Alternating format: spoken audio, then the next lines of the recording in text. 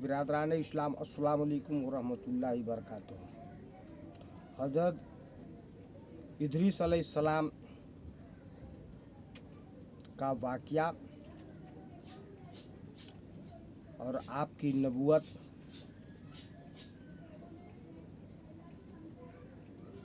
मुलाहज़ा फरमाएं।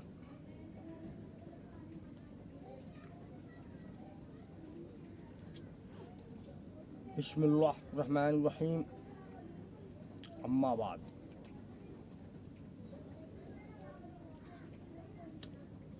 इब्रानी ज़ुबान में इनका नास अखनूश है।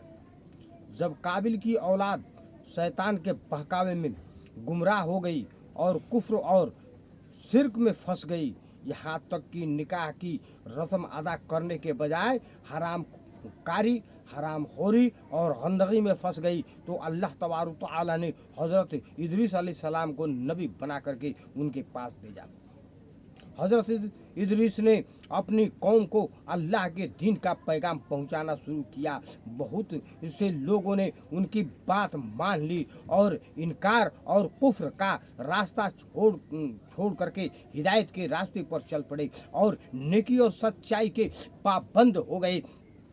लेकिन जो लोग गुमराही और कुफ्र के अंधेरे में भटकने को ही बेहतर समझते थे, उनके दिलों पर हज़रत इदरीस अलैहिस्सलाम की नसीहत का कोई असर न हुआ। वे उसी तरह गुमराही में भटकते रहे। हज़रत इदरीस अलैहिस्सलाम को लोगों से कहते, एक खुदा को मानो और उसी की इबादत करो, उसी की हुक्मों पर चलो। उनकी शरीयत में जितने नमाज रोजे मुकर्रर थे, लोगों से उनका पाबंद बनने को कहते, ज़कात देने और अल्लाह की राह में खर्च करने और लोगों को नेक रास्ते और पाक साक रहने को कहते, हक और इंसाफ पर चलने की हिदायत फरमाते। हज़रत इदरीस सलाम खुद इतनी इबादत करते थे कि हर दिन 1000 बार तस्बीह पढ़ते थे। उनके पास फरिश्ते आते और जाते थे।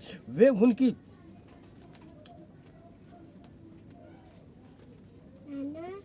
संगत में रहना पसंद करते। उनके भले काम इतने थे कि उनकी बराबरी तमाम मखलूक की भलाइयाँ न कर सकती थी। यह बात आसमान तक पहुँची। फरिश्तों में कानाफूसियाँ शुरू हो गई। अल्लाह ने से इजाज़त लेकर के हज़रत इज़राइल अलैहिस्सलाम की यही सूरत जानने के लिए ज़मीन पर तशरीफ़ लाए। इंसान की शक्ल में वह उनकी संगत में कई दिन रहे। हज़रत इदरीस अलैहिस्सलाम ने देखा कि यह आदमी न खाता है न पीता है, ऐसा तो नहीं कि यह फरिश्ता हो। जब हज़रत इदरीस अलैहिस्सलाम ने देखा कि यह तो इज़राइल सलाम का मौत का फरिश्ता है, तब हज़रत इदरीस अलैहिस्सलाम ने फरमाया, मैं मौत का शरबत पीना चाहता हूँ, मुझे चखाओगे? हज़रत इदरीस सलाम ने अल्लाह से इजाज़त मांगी और इजाज़त लेकर के उन्होंने उनकी रूह को कब्ज कर लिया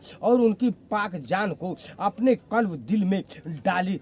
फिर हज़रत इदरीस सलाम ने फरमाया कि मुझको जन्नत और दोज़ख देखने का खौफ बहुत ज़्यादा है, मुझे उनकी सैर कराओ। हज़रत इदरीस सलाम ने खुदा के हुक्म से उनको अपनी पैरों पर बिठाया, फिर दोज़ख की सैर कराई। उसके बाद जन्नत की नियामतों की सैर कराई। हज़रत इदरीस सलाम जब हूर और महलों और बागों और नहरों की सैर कर चुके तो हज़रत इज़राइल सलाम ने कहा कि अब मेरे साथ जन्नत से बाहर चलिए और इस मकान से बाहर निकलिए। हज़रत इदरीस सलाम तो कानून इलाही को बहुत अच्छी तरह जानते थे।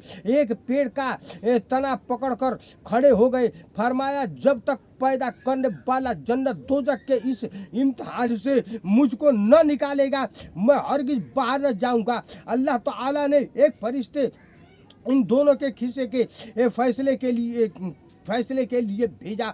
पहले हज़रत इज़राइल अलैहिस्सलाम ने तमाम हालात कहे, फिर हज़रत इदरीस सलाम ने जवाब दिया कि हर जान की मौत का मजा चखना है के तकाज़े के तौर पर मौत के विषय का कड़वा शरबत चखा और तुम्ही में ऐसे उसमें यानी दोज़ख में जाएंगे के मुताबिक दोज़ख में दाखिल हुआ और उस रहीम करीम अल्लाह की हुक्म से जैसा कि उसने कहा है उसमें से यानी जन्नत से से वे निकालेंगे। नहीं, मैं जन्नत में दाखिल हुआ, इसलिए अब यहाँ से निकलने का कोई सवाल ही नहीं होता।